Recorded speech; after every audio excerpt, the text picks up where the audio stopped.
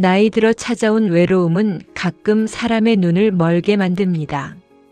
그저 남은 여생 마음 맞는 동반자를 만나 따뜻한 정 한 자락 나누고 싶었을 뿐인데 세상은 그 소박한 열망조차 은밀한 계산기와 영악한 꼼수로 얼룩지게 만듭니다. 자식의 신분 상승을 위해 시골 노인의 재산과 명예를 통째로 털어가려 했던 새 여자의 치밀한 설계. 그리고 평생 다져온 노련한 손끝으로 그 추악한 가면을 조용히 쓸어내 버린 어느 살림왕의 묵직한 반격. 허황된 껍데기를 벗어던지고 내 삶의 진짜 주인으로 서는 한 남자의 뜨겁고도 정갈한 이야기입니다. 구독과 좋아요를 부탁드리며 끝까지 함께 해주세요. 지금 시작합니다. 마당 구석에 서 있는 늙은 살구나무가 밤새 하얗게 꽃을 피워낸 아침이었다. 한순석은 평소보다 1시간이나 일찍 눈을 떴다. 해가 지평선 위로 고개를 내밀기도 전이었지만 그의 몸은 이미 가벼운 긴장감으로 팽팽하게 당겨져 있었다. 순석은 이불을 걷고 일어나자마자 가장 먼저 창문을 활짝 열었다. 훅 끼쳐오는 새벽 공기에는 알싸한 흙냄새와 함께 알지 못할 봄의 기운이 섞여 있었다. 순석은 평생을 시골에서 살았다. 흙을 만지고 논밭을 일구며 살아온 세월 동안 그의 손끝에는 세상 그 어떤 살림꾼보다 야무진 손재주가 들어앉았다. 아내가 세상을 떠난 지 벌써 5년째였지만 순석의 집 안팎 어디를 둘러봐도 호랍이 사는 티는 눈 씻고 찾아볼 수 없었다. 주방 싱크대는 물때 하나 없이 반짝였고 찬장 안의 그릇들은 크기별로 칼같이 포개져 있었다. 매일 아침마당을 쓸고 닦는 것이 그의 하루 시작이었다. 주위 사람들은 그런 순석을 보고 살림왕이라며 혀를 내둘렀지만 정작 순석에게 그 정갈한 살림은 지독한 외로움을 메우기 위한 혼자만의 몸부림이었다. 아무리 방바닥을 닦고 이불을 햇볕에 말려도 넓은 기와집, 구석구석을 채우는 쓸쓸한 공기만큼은 지워지지 않았다. 밥상을 차려도 늘 1인분이었다. 찌개를 맛있게 끓여내도 맛을 보아줄 사람이 없었고 밤이 되면 텔레비전 소리만 덩그러니 울리는 거실이 서글펐다. 나이가 들었다고 해서 외로움을 모르는 것은 아니었다. 아니, 오히려 남은 날이 얼마 남지 않았다는 생각에 가슴속 빈자리는 더 크게 뻥 뚫려 있었다. 외로운 사람끼리 그저 한 이불 덮고 따뜻한 정 붙이며 살면 좋겠다. 그것이 순석의 소박하지만 간절한 열망이었다. 바로 오늘이 그 열망이 이루어질지도 모르는 날이었다. 동네 발 넓은 중매쟁이가 도회지에서 나고 자란 아주 고운 여성이 있다며 선자리를 주선해 준 것이다. 순석은 목욕탕에 다녀와 살결에서 비누 냄새가 은은하게 풍길 때쯤 장롱 깊숙이 넣어두었던 옷을 꺼냈다.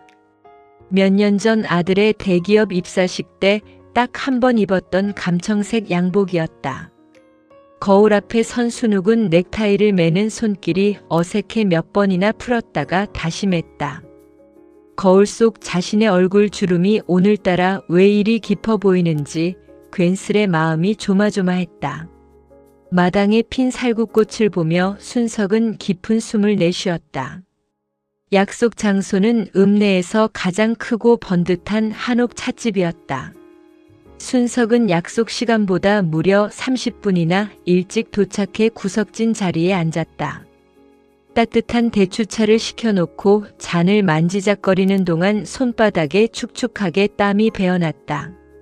문이 열릴 때마다 찻집 입구에 달린 작은 종이 딸랑거렸고 그 소리가 날 때마다 순석의 심장도 쿵쾅거리며 내려앉았다. 약속 시간 정각이 되었을 때 다시 한번 딸랑하고 종소리가 울렸다. 그리고 한 여인이 문을 열고 들어섰다. 순석은 순간 숨을 멈추었다. 하얀 블라우스 위에 옅은 회색 재킷을 걸친 여인이었다. 흘러내린 머리카락을 귀 뒤로 넘기는 손짓 하나하나에 도회적인 세련미와 우아함이 뚝뚝 묻어났다. 그녀가 바로 민영숙이었다. 둥근 이마와 고운 눈매, 그리고 살짝 지어 보이는 미소는 시골 땅에서는 도저히 찾아볼 수 없는 품격을 풍기고 있었다. 순석은 자신도 모르게 자리에서 벌떡 일어났다. 한순욱 씨 되십니까? 영숙의 목소리는 맑고 조용했다. 마치 잘 닦인 유리구슬이 굴러가는 듯한 어조였다. 아, 예. 맞습니다. 민영숙 씨 맞으시지요? 어서 오십시오. 순석은 혀가 굳어버린 것처럼 말이 어설프게 튀어나갔다. 영숙은 수줍은 듯 웃으며 순석의 맞은편에 사뿐히 앉았다. 그녀가 앉자 찻집의 공기가 단숨에 화사해지는 기분이었다. 순석의 가슴 밑바닥에서 잊힌 줄 알았던 뜨거운 불씨가 탁 하고 켜지는 순간이었다. 영숙은 찻잔을 두 손으로 감싸쥐며 먼저 부드럽게 말을 건넸다. 시골 공기가 참 맑고 좋네요. 오면서 보니까 동네가 참 아늑하고 평화로워 보였어요. 예, 공기 하나는 참 좋습니다. 대추차가 맛이 좋은데 입에 맞으실지 모르겠습니다. 아주 진하고 맛있네요. 중매인 지인분께 말씀 많이 들었어요. 혼자 계시면서도 집안일을 그렇게 야무지게 잘하신다고요. 요즘 세상에 그런 남자분 찾기 힘든데 참 대단하세요. 영숙의 칭찬에 순석은 얼굴이 화끈거렸다. 평생 농사짓고 살림하느라 거칠어진 손을 슬그머니 탁자 밑으로 감추며 순석이 대답했다.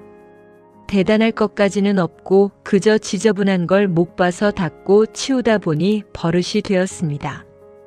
혼자 살다 보니 그렇게라도 안 하면 집안이 금방 허물어지더라고요. 그 마음 잘 알아요.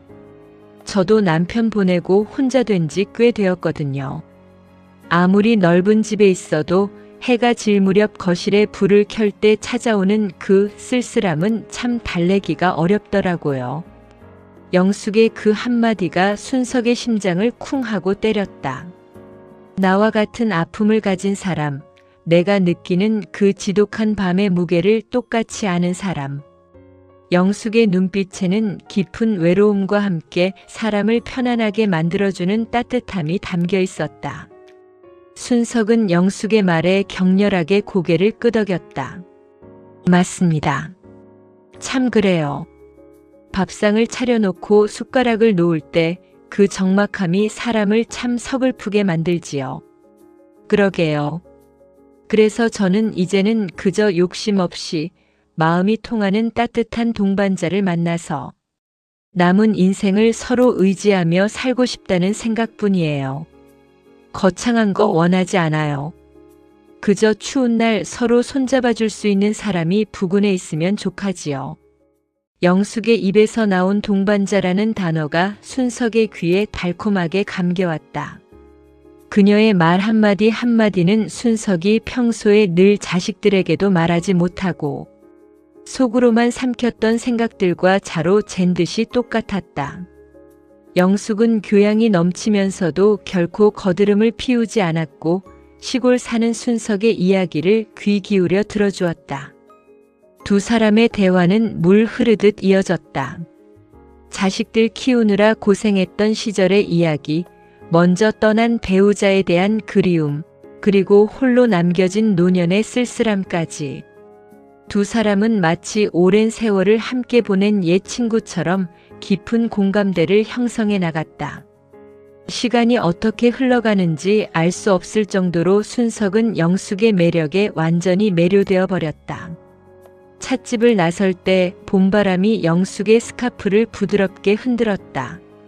순석은 영숙의 옆모습을 바라보며 속으로 다짐했다.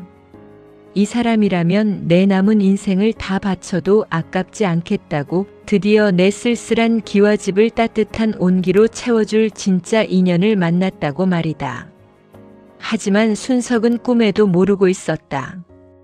영숙이 지어 보이는 그 우아한 미소 뒤에 그리고 자신을 바라보는 그 고운 눈빛 너머에 얼마나 치밀하고 영악한 계산기가 두드려지고 있는지. 영숙이 던진 따뜻한 말들이 사실은 순석이라는 시골 부자를 낚아채기 위해 미리 촘촘하게 짜인 덫의 시작이었다는 것을 순석은 물론이고 그의 온 가족은 전혀 눈치채지 못하고 있었다.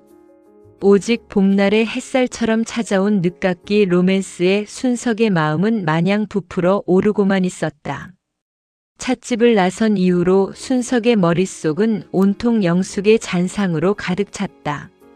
마당에 잡초를 뽑을 때도 가마솥에 불을 지필 때도 영숙의 고운 목소리가 귓가에 쟁쟁하게 울렸다. 평생 흙바닥을 구르며 무뎌진 노인의 가슴에 다시금 파란 봄바람이 분 것이 분명했다. 그 시각 순석의 집에서 차로 2시간이나 떨어진 도시의 한 한적한 카페. 구석자리에는 세 여자가 머리를 맞대고 있었다.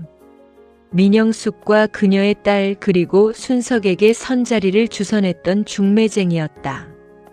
찻집에서 보여주었던 영숙의 기품 있고 수줍던 미소는 온데간데 없었다. 영숙은 다리를 꼬고 앉아 차가운 눈빛으로 찻잔을 숟가락으로 툭툭 치고 있었다. 그래, 직접 만나보니까 어때? 영감탱이가 쓸만해 보여? 중매쟁이가 먼저 목소리를 낮추며 물었다. 영숙은 입꼬리를 살짝 올리며 고개를 끄덕였다. 쓸만한 정도가 아니라 아주 딱이야. 손끝이 매서운 영감이라 집안 꼴은 먼지 하나 없이 깨끗하고 무엇보다 자식들한테 손 안 벌릴 정도로 시골 땅이랑 건물이 든든하더라고. 게다가 대기업 다닌다는 그 아들 녀석, 우리 딸이랑 만나면서 아주 푹 빠져 있으니까 판은 이미 완벽하게 짜인 셈이지. 영숙의 딸은 엄마의 말에 소리 없이 생긋 웃으며 핸드폰을 만지작거렸다. 딸은 순석의 아들과 교제하는 중이었지만 그 사실을 순석의 가족들은 까맣게 모르고 있었다. 영숙의 목적은 단 하나였다.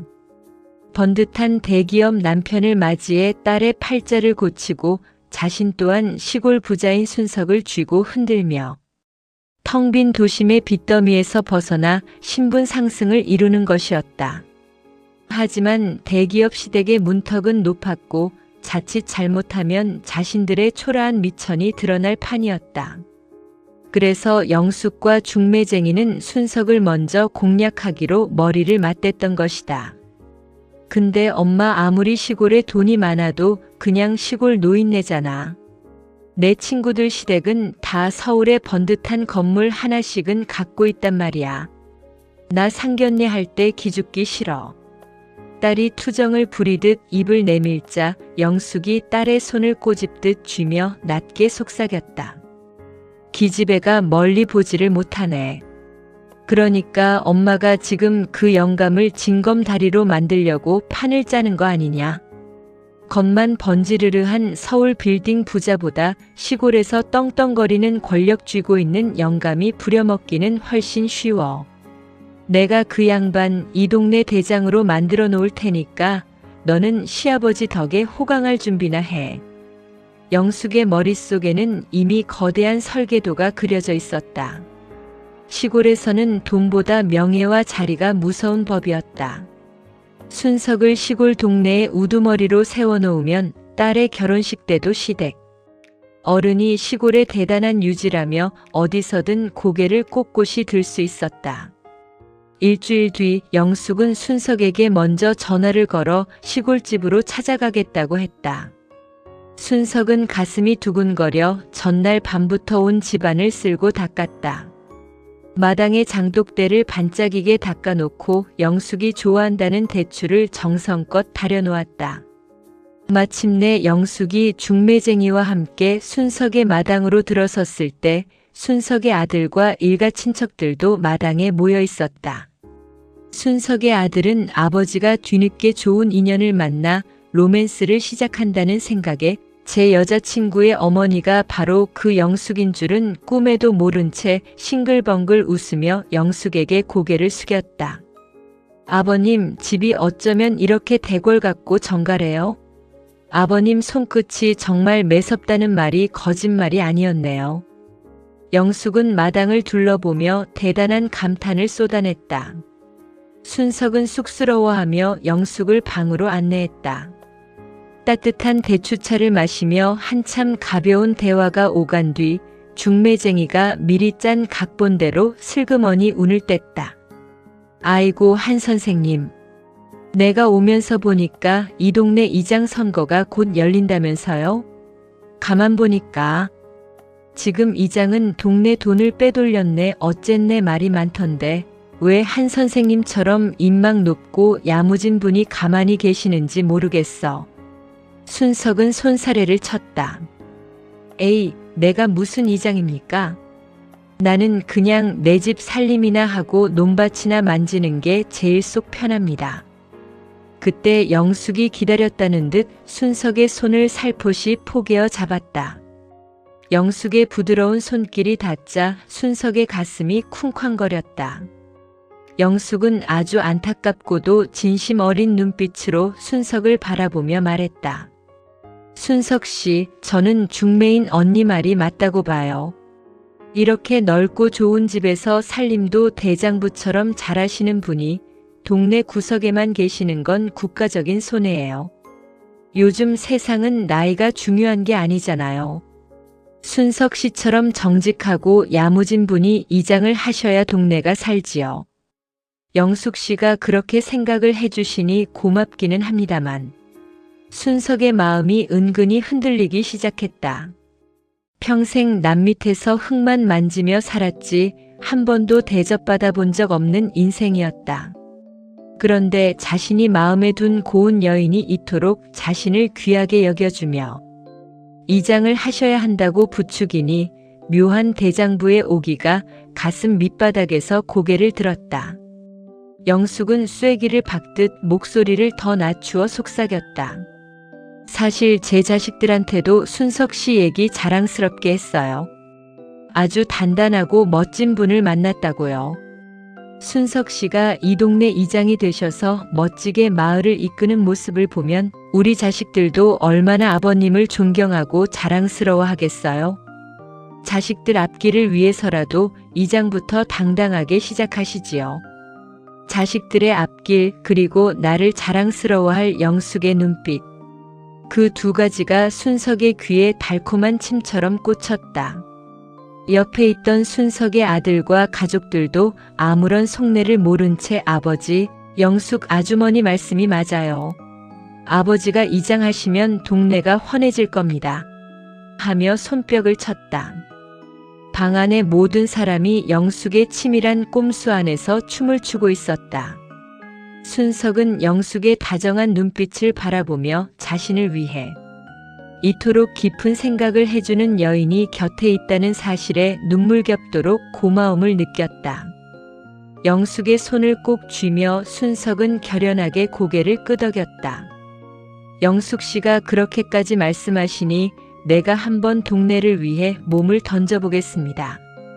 영숙과 중매쟁이는 서로 눈빛을 교환하며 남몰래 음흉한 미소를 지었다.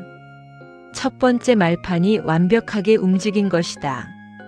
순석을 이장으로 만드는 것은 영숙이 짠 거대한 사기극의 아주 작은 시작에 불과했다. 순석은 오직 사랑과 가족의 행복을 꿈꾸며 봄날의 덧속으로 제 발로 걸어가고 있었다. 영숙의 치밀한 뒷바라지와 중매쟁이의 입소문 작전 덕분이었을까. 순석은 동네 사람들의 압도적인 지지를 받으며 마침내 마을 이장 자리에 올랐다. 평생 남의 집 눈치나 보며 논밭을 일구던 노인이 동네 대장이 되었으니 순석의 어깨에는 절로 힘이 들어갔다. 마을 회관에 갈 때마다 사람들이 이장님, 이장님 하며 머리를 숙이는 것이 낯설면서도 은근히 가슴이 뿌듯했다. 하지만 순석이 가장 기쁜 것은 따로 있었다. 자신이 이장이 되자마자 영숙이 제1처럼 기뻐하며 시골집으로 달려와 준 것이었다. 영숙은 순석의 손을 꼭 잡고 내가 사람 보는 눈이 틀리지 않았다며 눈물까지 글썽였다. 순석은 그런 영숙이 너무도 사랑스럽고 고마워서 정말로 남은 여생을 그녀에게 다 바쳐도 아깝지 않겠다고 몇 번이나 속으로 다짐했다. 순석이 이장 가방을 메고 동네를 바쁘게 돌아다니는 동안 도시에 있는 영숙의 비밀기지는 다시 바쁘게 돌아가기 시작했다.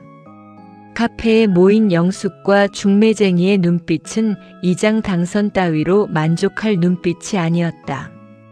언니 첫 단추는 아주 잘 꿰어졌어. 그 영감탱이 이장 완장 하나 차니까 아주 기가 살아서 싱글벙글 하더라고. 영숙이 얼음이 담긴 커피를 들이켜며 비웃듯 말했다. 중매쟁이도 맞장구를 치며 혀를 찼다. 그러게 말이야. 노인네들이 원래 자리 하나 주면 사족을 못 써. 근데 영수가 겨우 시골 이장 시아버지 가지고 내 딸내미 신분 상승이 되겠어? 대기업 시댁치고는 너무 약하잖아.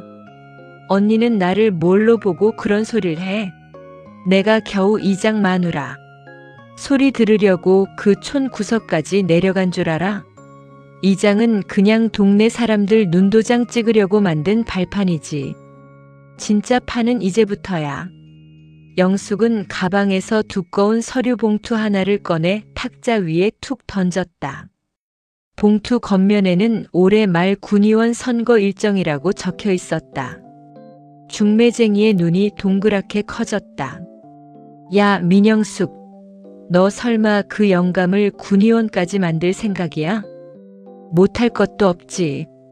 그 영감이 평생 농사 지으면서 동네에 은근히 베푼 것도 많고 땅도 많아서 돈줄은 든든해. 거기다가 지금 군의원이 뇌물 받아먹고 날아가게 생겼거든.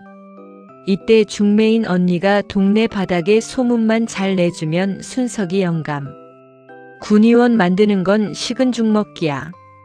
우리 딸이 군의원 며느리 소리 들으면서 대기업 사모님들이랑 어깨 나란히 해야 내 속이 시원하겠어. 영숙의 딸 역시 옆에서 엄마의 계획을 들으며 당연하다는 듯 고개를 끄덕였다. 딸은 이미 순석의 아들에게 우리 엄마가 아버님을 위해서 대단한 도심, 인맥을 동원하고 있다며 은근히 바람을 잡아둔 상태였다. 순석의 아들은 제 여친이 아버지를 위해 이토록 신경을 써주니 감격할 뿐이었다. 몇 달 뒤 시골 마을에는 묘한 바람이 불기 시작했다. 이장이 된 순석의 이름으로 동네 노인정마다 최고급 안마 의자가 들어왔고 마을 잔치 때마다 도심에서 내려온 유명 가수의 노랫소리가 울려 퍼졌다. 마을 사람들은 우리 이장님이 돈이 많긴 많은가. 보다 새로 만나는 도시 사모님이 대단한 마당발이라더라 하며 침이 마르도록 순석을 칭찬했다.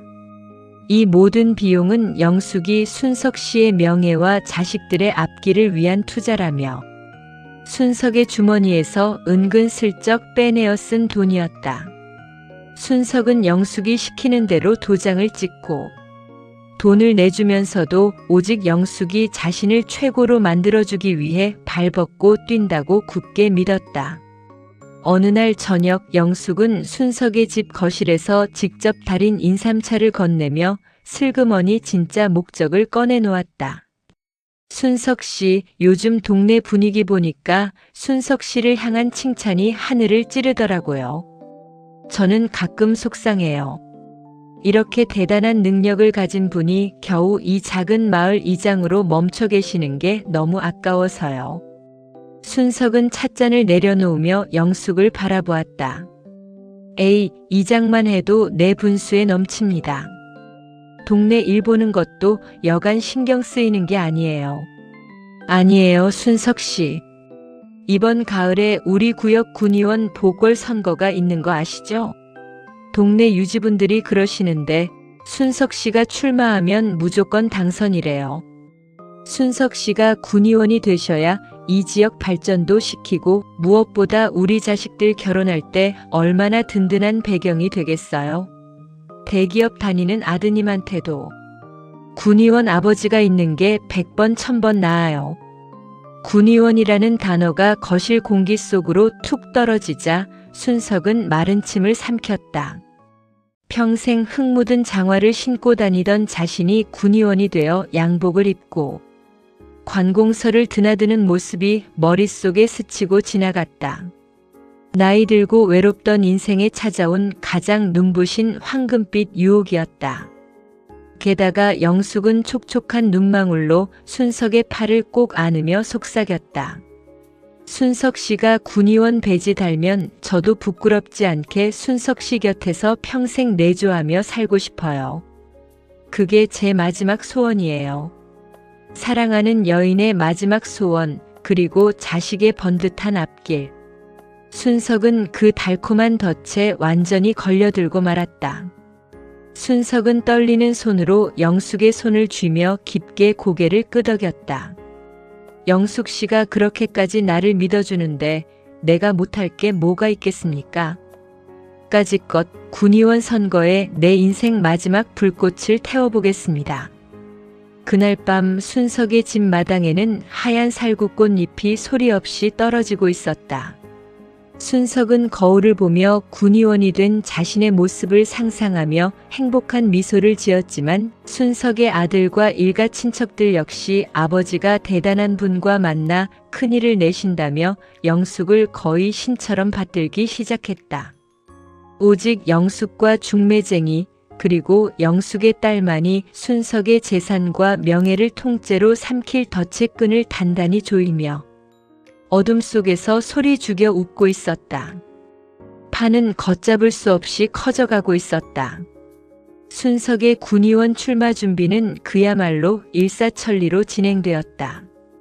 영숙과 중매쟁이는 하루가 멀다 하고 시골집을 드나들며 선거 전략이니 주민들 표심 잡기니 하며 순석의 정신을 쏙 빼놓았다. 순석의 아들과 며느리가 될 딸의 교제 역시 물밑에서 무르익어갔고 순석의 집안 사람들은 영숙을 이미 대단한 은인이자 예비 안사돈으로 깎듯이 대접했다. 하지만 아무리 눈이 멀고 귀가 막히는 황혼의 로맨스라 할지라도 평생을 자타공인 살림왕으로 살아온 순석의 손끝에는 지우지 못할 본능 같은 감각이 남아있었다. 순석은 찌개 하나를 끓여도 국물이 끓어 넘치기 직전에 미세한 거품을 보고 불을 줄일 줄 아는 사람이었고 쌀을 안칠 때 손등에 닿는 물의 높이만으로도 밥이 질지 되직할지를 귀신같이 맞추는 노련한 살림꾼이었다. 살림이란 결국 눈에 보이지 않는 미세한 균열을 찾아내고 그것이 더 커지기 전에 닫고 조이는 일이었다. 그런 순석의 날카로운 살림 레이더에 기묘한 가시가 걸리기 시작한 것은 군의원 출마 선언을 한 달 앞둔 어느 봄날 오후였다. 그날도 영숙은 읍내에서 산 최고급 정장을 순석에게 입혀보며 연신 감탄을 쏟아내고 있었다. 어머나 순석 씨, 양복이 어쩌면 이렇게 맞춤옷처럼 딱 맞아요. 이제 군의원 배지만 달면 나라를 움직이는 큰일꾼처럼 보이겠어요. 순석은 거울을 보며 허허 웃었지만 문득 방 한구석에 놓인 영숙의 가방 옆에 떨어져 있는 작은 종이 쪼가리에 눈길이 갔다. 영숙이 가방에서 서류를 꺼내다 흘린 영수증이었다. 영숙이 잠시 화장실을 간 사이 순석은 무심코 그 영수증을 주워들었다. 도시의 어느 유명 보석상 이름이 적힌 영수증이었는데 금액이 자그마치 수천만 원에 달했다. 품목에는 최고급 다이아몬드 반지 세트라고 적혀 있었다. 순석은 고개를 갸웃했다. 영숙은 늘 자신에게 자식들 키우느라 내 반지 하나 사본 적 없고 오직 순석 씨의 명예를 위해 내 쌈짓돈까지 털고 있다며 눈물을 훔치던 여인이었다. 그런 여인의 가방에서 이런 어마어마한 보석 영수증이 나온 것이 묘하게 앞뒤가 맞지 않았다. 균열은 한번 보이기 시작하자 걷잡을 수 없이 사방으로 뻗어나갔다. 며칠 뒤 순석의 아들이 여자친구와 통화를 하다가 거실로 나와 순석에게 넌지시 말을 건넸다. 아버지 영숙 아주머니가 이번 선거 자금으로 읍내 건물을 담보로 대출을 좀 받는 게 어떻겠냐고 조심스럽게 물어보시더라고요. 아주머니가 도시 인맥을 총동원해서 선거 전문가들을 붙여주셨는데 그 사람들 비용이 만만치 않대요. 다 아버지를 위해서 발 벗고 뛰는 거니까 우리가 먼저 성의를 보여야 하지 않겠냐면서요. 순석은 담배를 태우려다 말고 아들을 빤히 바라보았다. 평생 단 한 번도 남에게 빚을 지거나 땅을 잡혀본 적이 없는 순석이었다. 살림꾼의 철칙은 언제나 내 주머니 사정에 맞게 알뜰하게 살림을 꾸리는 것이었다. 그런데 아직 선거는 시작도 안 했는데 영숙은 자꾸만 순석의 가장 큰 재산인 땅과 건물을 건드리려 하고 있었다. 결정적인 의심의 싹은 엉뚱한 곳에서 터져나왔다. 순석이 군의원 후보로서 동네 유지들과 식사를 하기로 한 날이었다. 약속 장소인 읍내 일식집 복도를 지나던 순석은 마침 열려있는 옆방 문틈으로 익숙한 목소리를 들었다. 영숙과 중매쟁이 그리고 놀랍게도 자신의 아들과 교제 중인 아들의 여자친구가 한자리에 모여 있었다. 순석은 걸음을 멈추고 문틈으로 안을 들여다보았다. 세 여자는 머리를 맞대고 깔깔거리며 웃고 있었다. 아들의 여자친구가 영숙을 향해 입을 열었다. 엄마, 이번에 아버님이 읍내 건물 담보로 대출받으면 내 몫으로 강남 아파트 전세 자금 먼저 빼줘야 해. 나 그 인간이랑 결혼해서 촌구석 시아버지 수발들 생각 추호도 없어. 군의원 며느리 타이틀만 따면 바로 서울로 올라갈 거야. 영숙이 딸의 손을 치며 호탕하게 웃었다. 기집애야 걱정도 팔자다. 그 영감탱이 이미 내 소나귀에 쏙 들어와 있어서 내가 하자는 대로 도장 다 찍어. 이장이니 군의원이니 부추겨 놓으니까 지가 진짜 대단한 사람이라도 된 줄 알고 신나 있더라고. 군의원 배지만 달아봐라. 그 영감 땅이랑 건물 다 내 명의로 돌리는 건 시간 문제야. 중매인 언니도 이번에 한몫 챙기기로 했으니까 걱정 마. 복도에 서 있던 순석의 머릿속에서 번개가 친 것처럼 쾅 하는 굉음이 울렸다. 평생 야무지게 살림을 해오며 쌓아온 순석의 단단한 이성이 한순간에 얼어붙는 기분이었다. 자신이 그토록 사랑하고 믿었던 고운 여인 영숙, 자신을 위해 헌신하는 줄 알았던 예비사돈, 그리고 천사 같던 아들의 여자친구까지. 이 세 여자가 짜놓은 거대한 사기극의 알맹이가 비로소 순석의 날카로운 눈에 완벽하게 포착된 순간이었다. 그들은 순석의 황혼 로맨스를 이용해 재산을 털어먹고 딸의 신분 상승을 위해 순석을 군의원이라는 허울 좋은 허수아비로 만들려던 3인조 도둑들이었다. 순석은 문고리를 잡은 손을 부르르 떨었다. 당장 문을 부수고 들어가 뺨이라도 때리고 싶은 분노가 치밀었지만 순석은 심호흡을 하며 굳게 닫힌 입술을 깨물었다. 평생 살림을 해온 사람은 안다. 썩은 식재료를 발견했을 때 섣불리 건드리면 온 집안의 냄새만 퍼질 뿐이었다. 가장 우아하고 야무진 손끝으로 썩은 덩어리를 통째로 도려내야 집안 살림을 온전히 지킬 수 있었다. 순석은 조용히 발걸음을 돌려 복도를 걸어 나왔다. 그의 눈빛은 이전에 허허실실하던 노인의 눈빛이 아니었다. 칼날처럼 날카롭고 매서운 살림왕 순석의 진짜 본색이 어둠 속에서 번뜩이기 시작했다. 그날 이후 순석의 세상은 완전히 다른 색깔로 변해버렸다. 거울 속에 비친 자신의 감청색 양복은 더 이상 눈부신 미래를 약속하는 날개가 아니었다. 그것은 영숙 일당이 자신을 묶어두기 위해 촘촘하게 엮은 비단 포승줄에 불과했다. 하지만 평생을 시골 바닥에서 구르며 잔뼈가 굵은 살림왕 순석은 결코 호락호락한 노인이 아니었다. 그는 장을 담글 때 독안에 독벌레가 들어앉으면 소리를 지르는 대신 묵묵히 뚜껑을 덮고 벌레가 스스로 말라 죽을 때까지 기다릴 줄 아는 노련함을 지니고 있었다.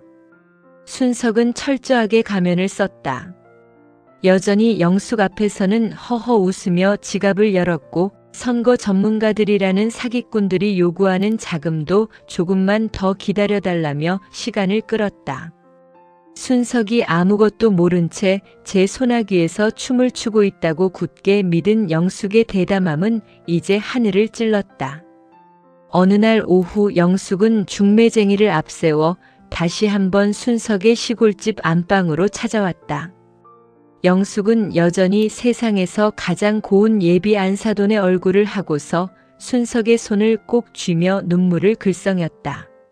순석 씨, 요새 밤낮으로 선거운동하느라 얼굴이 반쪽이 되셨어요. 제가 마음이 너무 아파서 잠이 안 와요. 근데 순석 씨, 이번 주 안에는 정말로 선거기획사에 계약금을 치러야 한대요. 그래야 서울에서 제일 용하다는 선거꾼들이 내려와서 순석 씨 배지 달아줄 판을 짠다나요. 옆에 있던 중매쟁이도 엉덩이를 들이밀며 거들었다. 아이고 한 선생님. 민 사모가 선생님 군의원 만들려고 도심 인맥한테 머리를 얼마나 조아리고 다니는지 아셔? 민 사모 체면을 봐서라도 얼른 읍내 건물을 잡히든 땅을 팔든 해서 돈을 융통해 주셔야지 남자가 이렇게 우유부단해서야 큰일 하겠어? 순석은 우아하게 찻잔을 들어 대추차를 한 모금 마셨다. 차는 달콤했지만 그의 속내에서는 불덩이 같은 분노가 이글거리고 있었다. 하지만 순석은 눈 하나 깜짝하지 않고 짐짓난처한 표정을 지어 보였다. 아이고 영숙 씨가 나 때문에 고생이 참 많습니다. 안 그래도 내가 우리 아들 녀석한테 읍내 건물 서류를 준비하라고 해두었습니다. 우리 아들이 대기업에 다녀서 그런지 이런 은행 일은 꼼꼼하게 잘 보거든요. 이번 주말에 아들 녀석 내려오면 서류 통째로 넘겨서 대출을 대대적으로 받아오겠습니다. 그 말에 영숙과 중매쟁이의 눈에 탐욕스러운 번뜩임이 스치고 지나갔다. 영숙은 순석의 가슴에 얼굴을 묻으며 콧소리를 냈다. 어머나 순석 씨, 역시 대장부 우두머리다우셔요. 내가 정말 사람 하나는 기가 막히게 잘 봤다니까. 우리 딸도 아버님 덕에 군의원 시댁으로 시집 간다고 동네방네 자랑이 아주 자자해요. 그들이 돌아간 뒤 순석은 어두운 거실에 호로 앉아 마른 세수를 했다. 가슴 한구석이 칼로 베인 것처럼 아려왔다. 돈과 건물이 아까운 것보다 지독한 노년의 외로움 속에서 겨우 찾아냈다고 믿었던 봄날의 로맨스가 통째로 썩은 사기극이었다는 사실이 순석을 가장 서글프게 만들었다. 진짜 비극은 순석의 아들이었다. 주말을 맞아 시골집으로 내려온 아들은 아무것도 모른 채 제 여자친구가 골라주었다는 넥타이를 순석의 목에 걸어주며 자랑을 늘어놓았다. 아버지, 제 여자친구가 그러는데 장모님 될 분이 아버지. 군의원 당선되면 서울에서 제일 큰 잔칫집 빌려서 축하연을 열어주신대요. 아버지가 이렇게 출세하시니까 제 어깨도 회사에서 아주 으쓱합니다.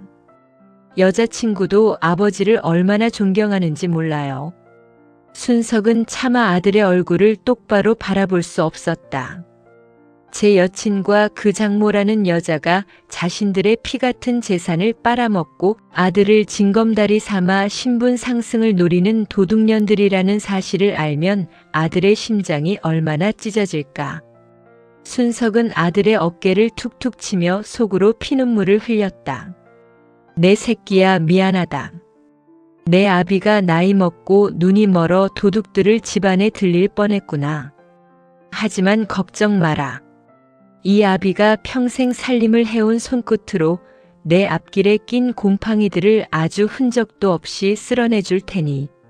순석은 아들 몰래 읍내에 있는 아는 지인을 통해 영숙의 진짜 뒷조사를 마쳤다. 결과는 기가 막혔다. 영숙은 도심에서 화려한 사모님 행세를 하고 다녔지만 실상은 사방의 빚독촉을 받아 야반도주하기 직전의 알거지였다. 딸 역시 허영심에 가득 차 명품 가방을 사느라 신용불량자가 되기 직전이었고, 중매쟁이는 그 중간에서 수수료를 챙겨 먹는 악질 사기꾼이었다. 이 세 여자는 순석의 군의원 출마를 빌미로 수억 원의 돈을 뜯어내어 자신들의 빚을 탕감하고 서울 강남의 번듯한 아파트를 얻어 신분을 세탁하려는 끔찍한 계획을 세우고 있었던 것이다. 이제 모든 패는 순석의 손안에 들어왔다. 영숙 일당이 짜놓은 덫의 실체를 완벽하게 파악한 순석은 가만히 미소를 지었다. 선거 자금 대출 서류를 넘겨주기로 약속한 대망의 주말, 영숙과 중매쟁이는 물론이고 순석의 아들을 꼼짝 못하게 묶어두기 위해 영숙의 딸까지 온 일가족이 순석의 시골집으로 모이기로 했다. 그들은 자신들이 승리자가 될 잔칫날이라 생각하며 콧노래를 부르며 시골길을 내려오고 있었다. 하지만 순석이 준비한 것은 돈다발이 든 서류 가방이 아니었다. 평생 단 한 번도 살림의 주도권을 남에게 뺏겨본 적 없는 살림왕. 순석이 준비한 가장 잔인하고도 단단한 반격의 무대였다. 마당의 살구꽃이 다 져버린 자리에 서늘한 바람이 불기 시작했다. 하늘은 푸르다 못해 시릴 정도로 투명한 주말 오후였다. 순석의 시골집 마당에는 아침 일찍부터 고소한 젖냄새와 구수한 찌개 냄새가 진동했다. 평생 손끝 매서운 살림꾼답게 순석은 혼자서 가마솥에 불을 지피고 무려 10인분이 넘는 푸짐한 잔치상을 뚝딱 차려냈다. 영숙과 중매쟁이에게는 오늘 읍내 건물을 담보로 잡힌 대출 서류와 도장을 넘겨주기로 약속한 날이었다. 시간이 되자 마당 앞으로 번듯한 외제 차 한 대가 미끄러지듯 들어섰다. 문이 열리고 내린 이들은 그 어느 때보다 화려하게 치장한 영숙과 중매쟁이였다. 영숙은 커다란 보석 반지를 낀 손으로 옷자락을 매만지며 마당에서 전을 부치고 있는 순석을 향해 나비처럼 우아하게 걸어왔다. 어머나 순석 씨, 오늘이 무슨 날이라고 이렇게 손수.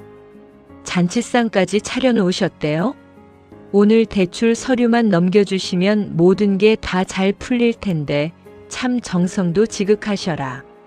중매쟁이는 벌써 안방 구석에 놓인 순석의 서류 가방을 훔쳐보며 침을 삼키고 있었다. 세 여자가 머리를 맞대고 순석의 재산을 털어먹으려 모의했던 그 끔찍한 꼼수를 이미 다 파악한 순석이었지만 지금은 철저하게 모르는 척 허허 웃으며 그들을 방으로 안내했다. 자, 다들 먼 길 오느라 배가 고플 테니 일단 이 정갈한 시골 밥상부터 듭시다. 금강산도 식후경이라 하지 않소. 순석은 아무렇지 않은 얼굴로 모두를 커다란 안방 교자상 앞으로 불러앉혔다. 상 위에는 넙치구이부터 시작해 묵은지 찌개, 녹그릇에 담긴 정갈한 나물들이 가득했다. 영숙은 속으로는 촌구석 음식이라며 코웃음을 쳤지만 오늘 수억 원의 돈 서류를 받아가야 했기에 겉으로는 연신 감탄을 하며 숟가락을 들었다. 어느 정도 배가 차고 분위기가 무르익자 중매쟁이가 엉덩이를 들썩이며 본색을 드러냈다. 아이고 한 선생님. 음식 맛은 이 정도면 됐고 슬슬 그 읍내 건물 담보대출 서류랑 도장을 꺼내셔야지. 기획사 사람들이 서울에서 목을 빼고 기다리고 있어. 계약금이 오늘 넘어가야 다음 주부터 군의원 선거 운동이 본격적으로 시작된다고. 영숙도 짐짓 점잖은 척하며 순석의 손을 살포시 쥐었다. 맞아요, 순석 씨. 다 우리 자식들의 창창한 앞날과 순석 씨의 명예를 위한 일이니 얼른 서류를 넘겨주고 우리 큰일 도모해요. 순석은 숟가락을 조용히 내려놓았다. 노쇠 숟가락이 사발 부딪히는 소리가 쨍하고 방 안에 울렸다. 순간 방 안의 공기가 묘하게 가라앉았다. 순석은 가만히 영숙을 바라보며 나지막하게 입을 열었다. 내가 평생 이 시골 바닥에서 흙을 만지고 살림을 하면서 배운 지혜가 하나 있어. 살림을 하다 보면 말이지 겉은 아주 반질반질하고 고운데 속은 까맣게 썩어 문드러진 과일이 가장 먼저 눈에 띄는 법이라오. 그런 썩은 과일은 아깝다고 내버려 두면 온 찬장 안에 다른 음식까지 다 썩혀버리지. 그래서 매서운 손끝으로 흔적도 없이 도려내야 집안 살림이 온전해지는 법이요. 영숙은 묘한 어조에 가슴이 철렁했지만 짐짓 웃으며 말을 받았다. 어머 순석 씨, 돈 서류 얘기하는데 갑자기 웬 과일 썩은 얘기를 하시고 그래요? 싱겁기는. 싱거운 게 아니라 아주 짠 얘기요. 순석은 품속에서 서류 봉투 하나를 꺼내 교자상 한가운데에 툭 던졌다. 영숙이 기다리던 은행 대출 서류가 아니었다. 영숙이 도심에서 지고 있는 수억 원의 빚. 독촉장과 그녀가 순석의 돈을 빼돌리려 했던 사기 행각이 빼곡하게 적힌 신원조사서였다. 그 서류를 본 영숙과 중매쟁이의 얼굴이 순식간에 흑빛으로 변했다. 순석은 눈빛을 칼날처럼 빛내며 영숙을 똑바로 쏘아보았다. 민영숙 씨 그리고 중매쟁이 양반. 당신들이 내 황혼 외로움을 징검다리 삼아 내 피 같은 땅이랑 건물을 털어먹으려 한 꼼수를 내가 모를 줄 알았소? 말이 좋아 이장이고. 군의원이지 내 돈으로 동네에 안마 의자 들여놓고 잔치 벌이면서 당신들 빚 갚을 궁리만 하고 있었던 거 내가 다 알고 있어. 어디서 감히 우리 집안을 당신들 신분 세탁의 제물로 삼으려 해. 가면이 완벽하게 벗겨진 영숙은 더 이상 교양 있는 사모님이 아니었다. 그녀는 이를 부득부득 갈며 삿대질을 했다.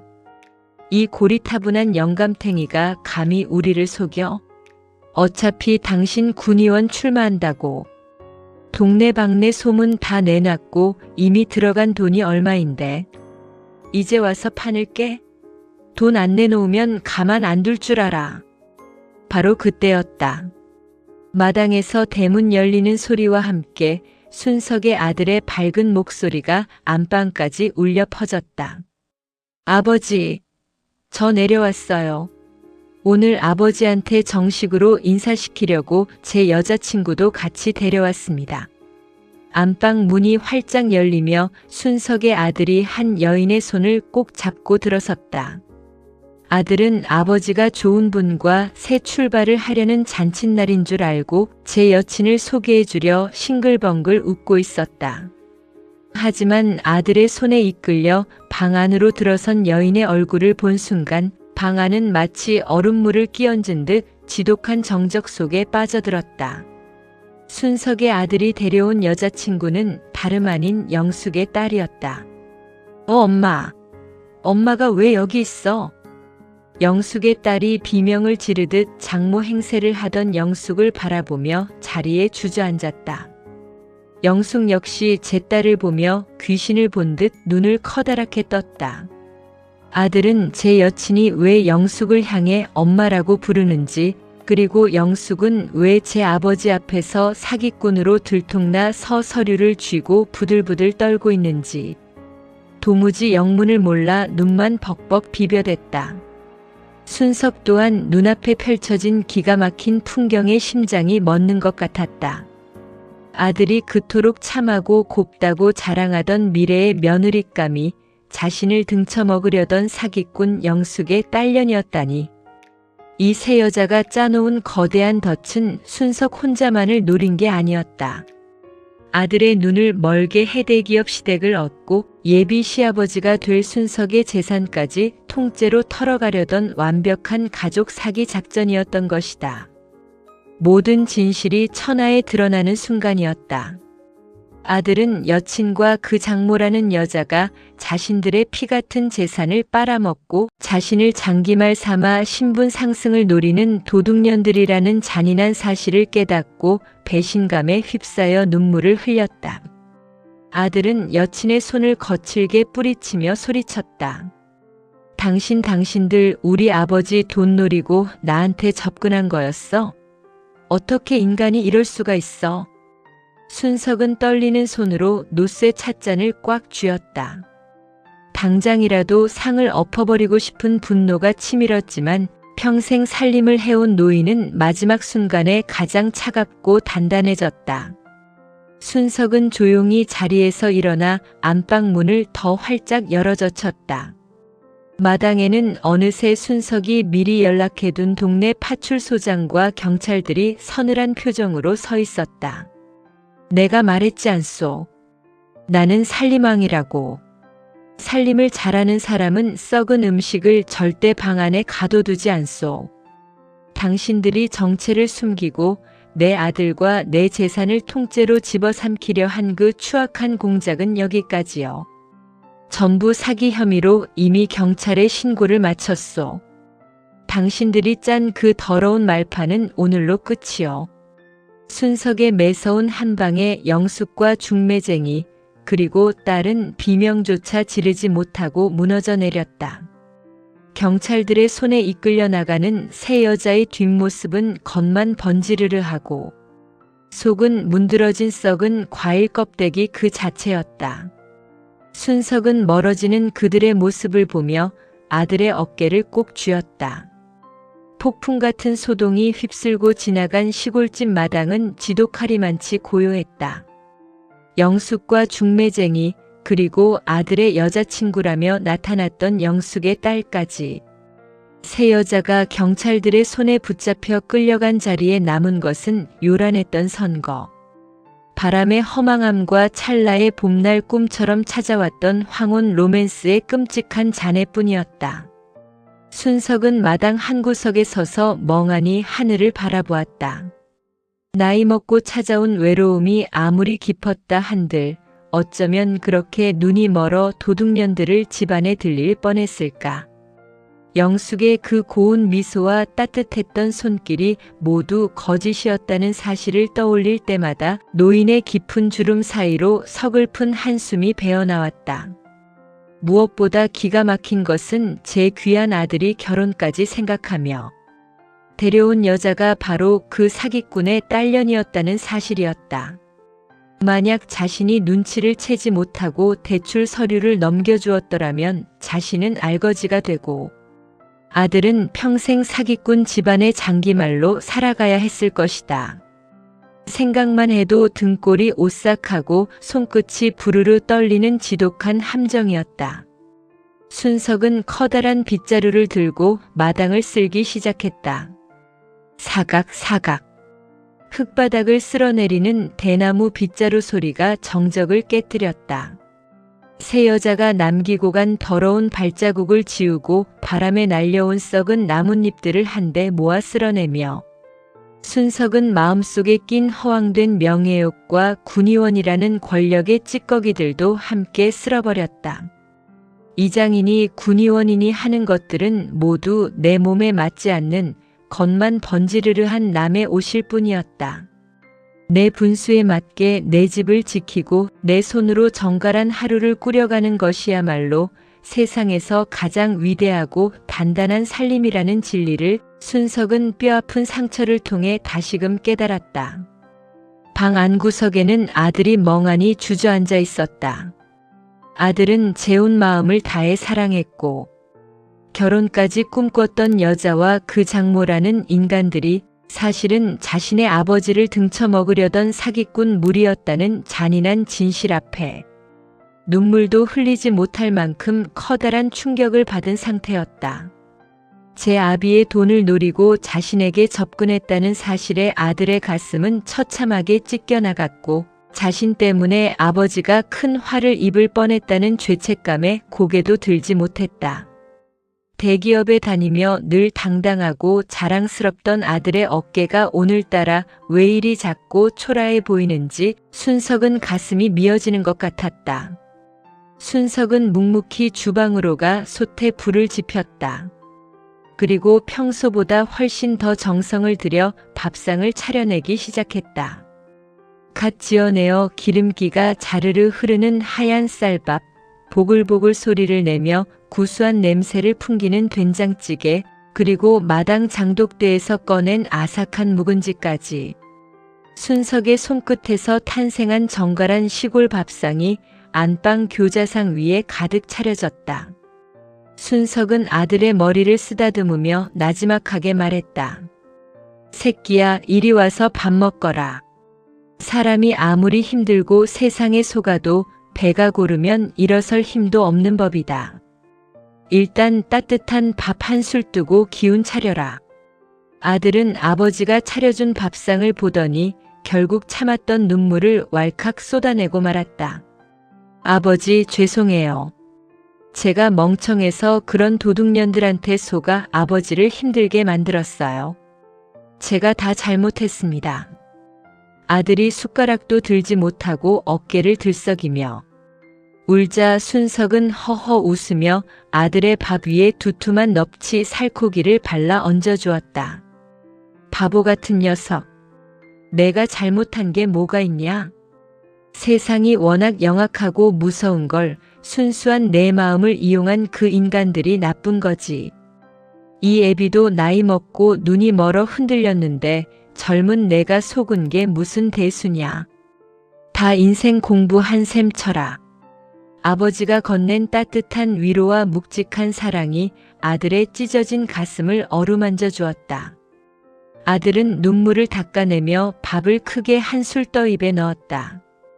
아버지가 차려준 따뜻한 집밥의 온기가 아들의 온몸으로 퍼져나갔다.